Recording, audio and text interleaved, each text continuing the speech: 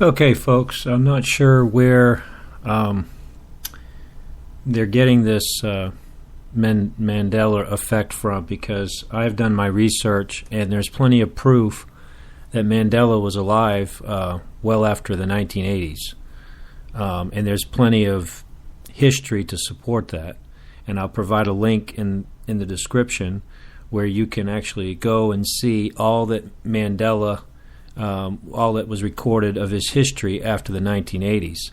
So the idea that Mandela died in the 1980s and that it was witnessed by many people and it's in their memories, I think what they were witnessing, without question, was when he went into the hospital for surgery. I don't see any other evidence of anything where he died. I see where he was released from prison, and then he later died after that. But I don't see any place where there's any record whatsoever that Mandela died in the 1980s. In fact, there's too much to support that he didn't die in the 1980s. So I'm not sure why people are listening to this foolishness today, and it makes me wonder if those that are supporting this Mandela effect are actually part of the problem, if they're actually, part of the New World Order, if they're actually agents of the New World Order, trying to implement this to try to change people's thinking that this Mandela effect is taking place, and there's this crossing over of the universes and timelines of the universes and parallel worlds and parallel timelines.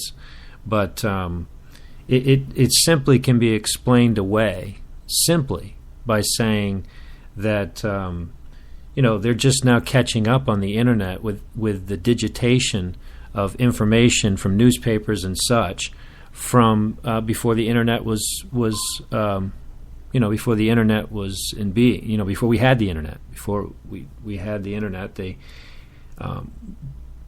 they now just catching up with that. So I provide a link for you in the description where you can go and you can see all that took place in Mandela's life, Nelson Mandela's life, from his whole life, not just in the 80s, but all the way through. And you can see that there's no mention of his death anywhere. And then you can go to their foundation website, and you can even go to the Wayback Machine, which records all websites on the internet, and you can see that there was nothing updated. It amazes me how people would be so quick to believe a lie, but you try to tell them the truth and they won't believe it. And it's interesting because Jesus said, many shall believe a lie. Many will believe a lie. In fact, the Lord said because of their would not receive the love of the truth, that he would send them a strong delusion that they would believe a lie. So I think that's the hour we're in, where people want to believe a lie. They would rather believe a lie so that they can fit it into the hypothesis or their idea of parallel worlds or parallel universes.